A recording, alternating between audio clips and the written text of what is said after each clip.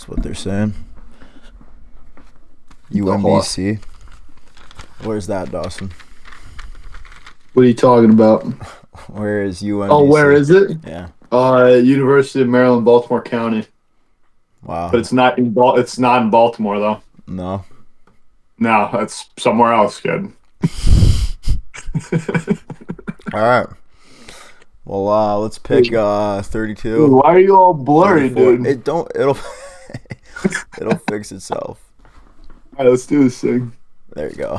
It fixed itself. Yeah. Let's pick. Happy, Let's pick 32 happy basketball St. games. Patrick's Day, everybody. Yeah, take a drink out of that, and let's pick 32 games here. Starting off with tonight in about 20 minutes, UMBC versus Howard. A fucking ramblings, kid. UMBC giving a point and a half to Howard. I've got UMBC end of the year with a 12-game win streak, and yeah, that's about my only reasoning. That's all I need. Not it, yeah. To be quite honest with you, I think everybody on the planet's probably going to be on UMBC strictly because of that, the first 16-1 upset ever. Probably heavily discrediting this Howard team. They're probably not too bad, but you know what? Sometimes you just got to go with trends, you know? Yeah, and they're winning. They're winning basketball games. How else do you logically pick this tournament? You fucking don't, kid. No, you don't. Later on tonight at 9:15, we've got an 11 seed matchup: Texas against NC State. 18-14 Texas. Texas is getting a point and a half, and I've got Texas both covering and winning. Oh, jeez, kid. I took NC State strictly because of the experience. Darren Williams did go to an Elite Eight with Texas Tech last year and was probably the best player on that team. Quadir Copeland, who played with McNeese last year, also has experience. So I'm going to go with NC State, just being the more experienced team in the field. My Texas pick was really just based off a trend. They were 1-5 in their last 6, but before that game they won 6 of 7, and it's a better than the record might show. I hear you. I hear you. Yeah, well, it's going to be again one of those wacky games, I'm sure. All right. Moving on tomorrow night, we got 2 16 seeds. We got, is it Prairie View Yep. A&M, the Panthers, Yep. taking on Lehigh. Prairie getting 3.5. I took the 3.5 and Prairie because go Panthers. I did the same thing. There's not much thought that can be going into these 16 seed games because you're getting. And I just look at their last 10, and I'll have it right here. They won their last 9 of 10, so. By far the most They're unpredictable 2 games in the tournament are these 16 seed games. So it's basically a coin flip. Yeah, I like the name of their team. Yeah, the fucking Panthers kid. Yeah, the Panthers kid. And then the last playing game is the 31-1 Miami, Ohio, going up against SMU. Miami, Ohio getting 6.5 points. I've got Miami, Ohio both covering and winning. Is it 6.5 points now? When I wrote all this down, it was last night at like 10 o'clock on ESPN. That's what it said.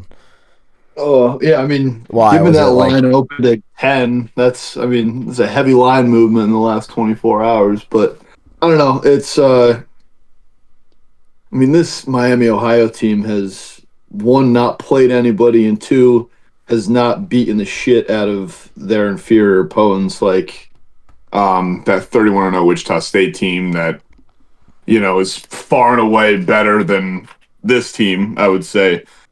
But, this SMU team won 20 games in the ACC. I get it. It's maybe the 4th or 5th best conference out of the power conferences, but I don't think Miami Ohio has played a team of this size and stature. And you got a guy like Boopy Miller who's averaging just under 20 points a game playing against inferior guard play. He might, have a big night. I know Peter Suter's he's a perennial candidate for white boy of the tournament, but you got to get through that first game, so we'll see. Yeah, I just don't think SMU's any good. And as of late, 6 losses in their last 7 games. It's going to be a broken record with all these trends, but, you need hot basketball. It's the only way you can logically pick this tournament. They lost the last 6 or 7, and they're 13 losses all year, so that's almost half their losses right there in the last 7 games. So that's my reasoning. Hey, game of trends, dude. We'll see. Yep. All right. And we're also going to pick this a bit backwards. We're going to start with the Midwest region here, which I believe is pretty much the bottom right portion of the bracket. Yes. Yeah, it is. Yep. All right. So started the first game in the West, or why am I in the West region? Midwest. There we go. Oh, the first game in the Midwest region is Thursday night, which is the Michigan against either Lehigh or it's the game tonight. Yeah, Lehigh UMBC. Never mind. Yep. Then moving on from that game, 9:45, we got the 9 seed St. Louis taking on 8 Georgia. St. Louis giving 2.5 points. What do we got, Doss? I really want to take St. Louis. They're the kind of the feel-good story of Kareem Abdul-Jabbar, Robbie Avila, and Josh Schertz has done really good things with this St. Louis program in the A10 this year. One of the best offenses in the country, just under 90 points a game. And Georgia also is in the mid-80s region for points per game. I think a lot of people this year considered St. Louis as other than Miami, Ohio, as the other, premier mid-major. And they haven't really impressed me either going down the stretch. A couple of games. The VCU one, for example, where they lost in the semis of the A10, just looks pretty flat offensively. Defense couldn't hold it up. I worry about Avila's athleticism in the middle, as, probably the most unathletic stretch 5 I've ever seen. So I'm going to go with Georgia. I think just, the overall athleticism of Georgia is going to overwhelm St. Louis. And, I think it's going to be a track meet, but I think Georgia's going to pull out in the end. Yep, I do have St. Louis covering and winning. Like you said, they struggled down the stretch, but they did start the year 24-1. So, they did. They're good for a good stretch of basketball, and as I was looking, they scored a shit ton of points this year. So should be able to keep up with an SEC offense that maybe isn't one of the premier ones. So yeah, I'll tell you what. I'll take. I'll tell you what. I definitely wouldn't. Look, the way that I look at this is that you can either take either the two teams or the over or under. I definitely take the over just because both of these teams are just running up and down the floor. St. Louis hits over 12 threes a game. Georgia's not that close, about 9, but it's going to be a lot of points, I think. I wonder what this total is going to be, probably around the 160 range, 161, 162. 160 and a half. Look at that. Yeah, so, I feel like it's going to be just a track meet. You're going to hear me say that about a couple of these games, down as we keep talking about this, but it's the best way to describe it. Yep. All right. Moving on to the second game on Friday. 12 Akron going up against 5 Texas Tech. Akron getting 8.5 points. Plus, what do you got? Oh, I am going to take Texas Tech minus 8.5. I think out of the 12-5s, this is definitely the most attractive for an upset. However, I think people are discrediting how good the guard play of this Texas Tech team is. Christian Anderson, probably one of the best young point guards in the country. Donovan Atwell is the best three-point shooter in the country. And this Akron team is, it's what we could consider the best team in the MAC other than Miami, Ohio, that didn't really do all that much at a non-conference other than, play Miami, Ohio to good games in conference. So I'm going to go with Texas Tech covering that 8.5. All right. I'm going to take the opposite, plus 8.5 to Akron. I think Texas Tech's going to win. Good. It's going to win. Good. Yeah, keep taking the other stuff, dude. But got Akron covering, 10-game win streak at the end of the year, 19-1 in their last 20. Texas Tech ended the season on a 3-game losing streak. I think Tech will win, but I'll take Akron to cover. You got another beer at the beginning. You said you couldn't split the G because you didn't have enough Guinness. and you Well, I didn't want. and Well, you first fucking of all, hold lied. on, hold on, hold on. I want to see if I You just calculated this split the correctly. G with the beer, pouring it. No, I don't want to split the G with the beer pouring it, kid. I want to see if I can get up to a good fucking. Oh, jeez. Did you like that, then? All right, we'll let that settle. We'll do it later. Okay. All right. On to the next game. Uh, we got We can speed that up. Yeah, yep. 14 Wright State versus number 3 Virginia. Wright State getting 18.5 points. You want me to go? All right. 18. I'll take. No, I was just saying. Ooh. Yep. Wright State. I'm gonna take them to cover. Good for that. Just because of that number. And another team that obviously down most of these lower seeds obviously are winning a bunch of basketball games down the stretch, but 7-1 their last 8. I just think 18.5 is a fat number for this Virginia team. Even though I do like Virginia a lot going forward in the tournament because their only losses this year is twice to Duke, UNC, Virginia Tech, and then a really early loss to Butler. Yeah, this UVA team has definitely carried the torch from Tony Bennett of just playing the most boring fucking slow tempo fucking in your face defense 65-50 final score game. And Ryan Odom embodies just that. And I'm gonna take Wright State plus 18.5 just for that exact reason. I just don't think there's gonna be enough points. I don't think there's gonna be enough back and forth Right, yeah. for Virginia to go out to a 20-point lead. So yeah, I'm gonna go with 18.5 covering. And that's a huge number for a tournament game. Yeah, absolutely. A tournament game that's not a 215, 116 matchup. Yep. All right. At 2:50 on Friday, we got 15 Tennessee State against Iowa State. Tennessee State getting 24.5 points, and in this one, I actually did take Iowa State to cover. I'm not gonna dive too deep into that, but they've played so many tough basketball teams down the stretch of the season that they should probably wipe the floor. Yeah, it shouldn't even be a question. Yeah. I mean, one of the best 5 defensive teams in the country. Milo Momcilovic hits over 50% of his 3-point shots while shooting 5 of them a game. Tamin Lipsey's probably the best defensive guard in the country. Actually, Houston fans might say a little different about that, but regardless, I mean, I'm going to take a 25-point spread against a 15 seed when it's a team as good as Iowa State. I mean, that's about it. I mean, it's just. I'm surprised. Like, I mean, Iowa State was, good enough at points this year that they could have gotten a 1 seed, and they lost to some really good basketball teams in the Big 12 that kind of brought them down a little bit. I think the Texas Tech game comes to mind when I think Iowa State was 4 or 5 in the country and they lose to a top-endless Texas Tech team. But still, I mean, yeah, I think they're going to cover comfortably. Yep. I don't know about comfortably, but okay. 3:15. We got number 13 Hofstra against number 4 Bama. Hofstra getting 11.5 points. I know I've seen a lot of Hofstra love, but I think Alabama's just going to run all over them. And 10 losses for a Hofstra team is quite a lot of losses given their schedule. I think Alabama's going to run laps around them, as much as I hate it. I agree. If you talk about adjusted tempo and if you talk about just offensive metrics with this Alabama team, they lead the country in scoring.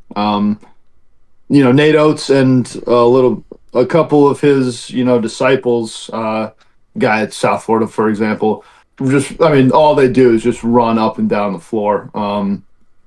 And yeah, like you said, this Hofstra team just doesn't. I mean, the fact that it's a 12-point spread, it seems low at first, but I think it's partly due to the fact that we don't know whether Aiden Holloway is going to play this game or not.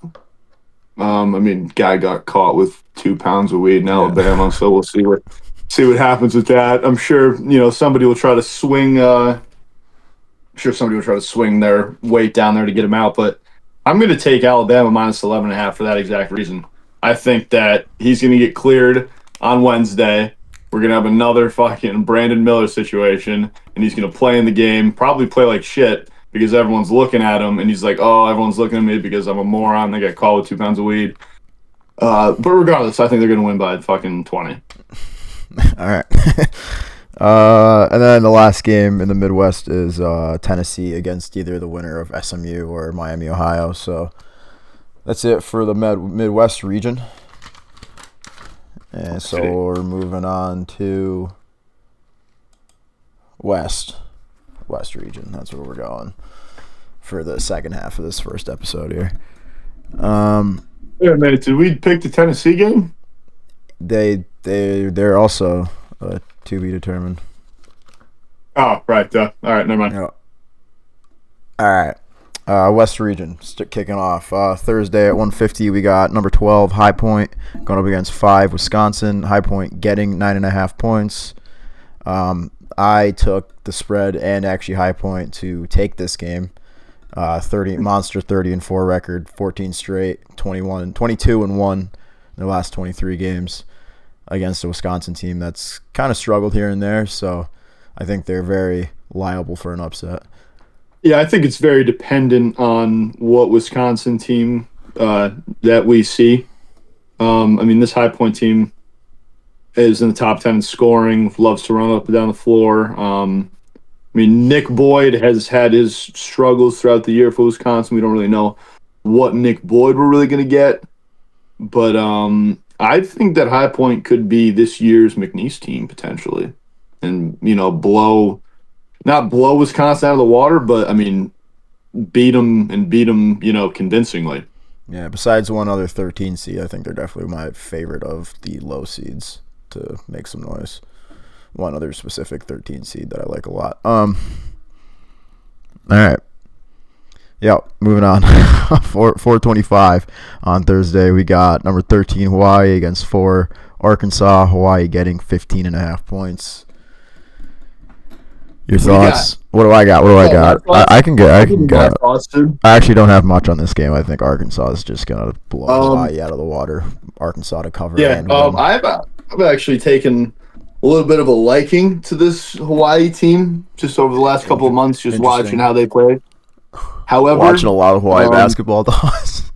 I watched more games than I probably should have. However, they run this. They run this man, and this is actually going to lean into my point as I explain this. Hawaii runs this pick and roll defense where it's a drop coverage where they rarely switch. They only switch on emergencies. So I think I don't know what the stat is, but I think it was maybe 11 man switches on ball a game, which is by far the lowest in college basketball. And I think they mainly do this because in the conference they play in, you're not really dealing with a lot of guards that can come around a screen and pull up and hit jump shots from mid range or whatever. But I think that this Arkansas team is too talented to play a defense like that. The two biggest problems with their defense is that they give up a lot of shots from the mid range. So Darius Acuff, Malik Thomas are two of the best shooters in this freshman class, and it's a potential issue for lob threats. And you got a guy like Billy Richmond, who's one of the most athletic players in the country. He's probably going to catch 4 or 5 lobs in this game. So I'm going to take Arkansas to win this game by 20. So, yeah, covering the 15. After all that love for Hawaii. Okay. No, that's the thing. I love Hawaii. I love the way they play defense. I think it works for a lower level of basketball when you're playing less talented players, but I think they're going to run into a team that, one, is playing fucking great. They just won the SEC. Darius Acuff dropped 50 this year and is, I would say, probably the best pure scorer in the country, so I think he's going to have a field day, take his over for points in this game, and that's about it. All right. Moving on, the 7:25 game on Thursday is the winner of NC State, Texas, BYU. So we'll move past that. 10 o'clock. Give me BYU. Yeah. Give me BYU. Yep. 14 Kennesaw State against 3 Gonzaga. Kennesaw State getting 20.5. But I'm going with the Dogs to cover and win. Kennesaw State 13 loss. Not a great record for a 14 seed coming into the tournament, and this Gonzaga team's definitely better than most Gonzaga teams coming into the tournament. So I do think they'll play their way through this spread. Yeah, I feel bad for whatever Kennesaw State big man has to play Graham Ike in this game because Graham Ike is, averaging 20 and almost 10, averaging almost a double-double against, better competition in WCC than when Kennesaw State plays in. So they look out for a big game from him, and yeah, I'm going to take minus 20.5 too. All right. Moving on. Friday at 1:35. Fins up. Number 16 LIU going up against number 1 Arizona. I'm taking LIU getting 31.5 points.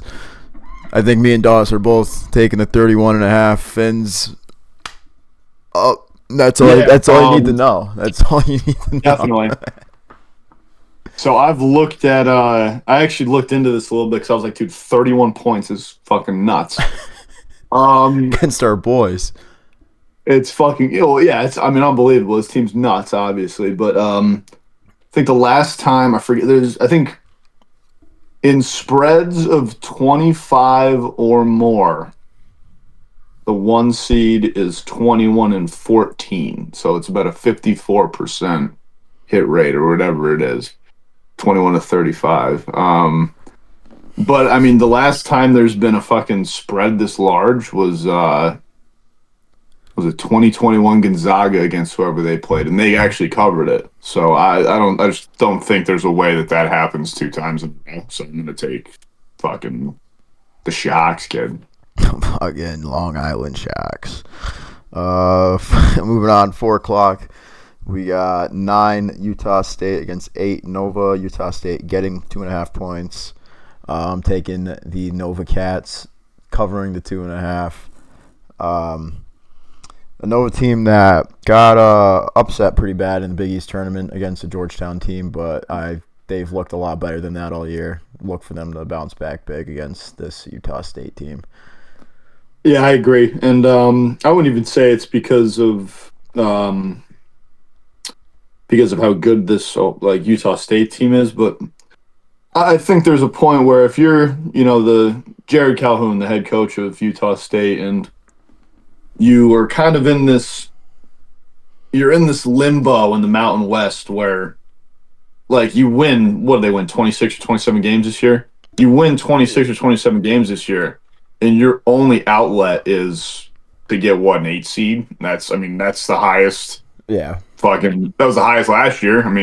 I think the multi-bids from last year were like an 8 seed, a 9 seed, and 11 seed. So it's like the ceiling for his job security there, I think, is pretty slim. I feel like he's already reached the ceiling that he could go. I feel like this might be a guy that departs his job after a first-round loss and gets picked up by a bigger program. So I'm going to take Villanova minus 2.5 too. All right, moving on. You're too much agreeing, dude. I don't know, dude. I don't think so. 7:35. We got 15 Queens going up against number 2 Purdue. Queens getting 25.5 points. I'm gonna take Purdue. I'm huge on Purdue. I've got Purdue going to the Final Four. Big on Purdue. Think they're gonna stomp on this Queens team. Yeah, it's the most experienced guard pairing in the country with Fletcher Lawyer and Braden Smith. You see, if it was Queens, New York, maybe I'd pick Queens, but it's Queens, North Carolina. Wasn't too happy about that when I found that out. How many people do you think know that that's not Queens, New York? They asked who they asked? Oscar Clough, the starting center of Purdue. They were like, "Where is Queens?" He's like, "We're going to New York, right?" Like, no, we're going to North Carolina. Yeah, but Purdue coming off a big Big Ten championship win for them. The experience at guard, Trey Kaufman-Rent's still there. This team, in fact, this team got a 4 seed. It's pretty nuts to me, but it's neither here nor there. Oh, it's a 2 seed. Never mind. Yeah, being stupid. Well, only 8 losses. I don't know. Moving on at 10 o'clock, the last game in the West region of the round of 64. We got 10 Mizzou versus 7 Miami. Miami giving a 1.5 Do that again. You cut out a wee bit. Miami giving a 1.5 to Missouri. Oh yeah. I've just got Miami just because all year looking at their schedule last night. They just beat all the teams they were supposed to beat. They didn't really lose any bad games. Nope. And this is a game that they should win. So why not again? That's Yeah, I about all the think. reasoning I've got here. Yeah, I mean, I think Miami has the advantage inside. I think Malik Reneau is one of the best forwards in the ACC. Has been all year. Trey Donaldson, the transfer of Michigan's, give him a little bit of consistency at guard. And this Missouri team's just been inconsistent. I mean, aside from Mark Mitchell and Jaden Stone, no one's really set. I mean, they account for 32 of their 75 total points. So if those two guys are off, you have an issue. So what's the spread? Well, a 1.5, or at least Yeah, that's so yeah. it's a pick 'em. So yeah, I'm gonna take Miami and the spread. Sure. Yeah. Sure. All right, well, that's it for the West and Midwest region. So we're going to cut the first episode here and then resume in the second episode for the South and East region.